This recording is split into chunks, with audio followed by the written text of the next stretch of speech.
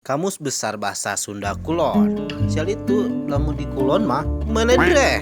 Sore itu artinya burit, dipatuk ya. Tahu kan dipatuk Sunda Kulon mah dicongcong, dipukul punggungnya. Kalau di dieu mah artinya dibelak girig. Cewek suka open BO, di dieu mah disebutnya dongdot, makan.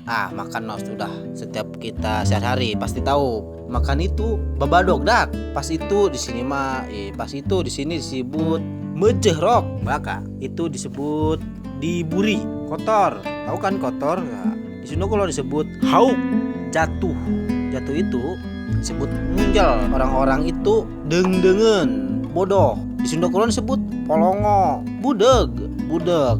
Di Sunda Kulon disebut torek, sita, kang bohong, bodoh, bodoh. Kalau Sunda Kulon disebut polongo, polongo. Dicecar, bisa disebut dikejar-kejar terus lah. Kalau di sini disebut dikekeak, dikekeak.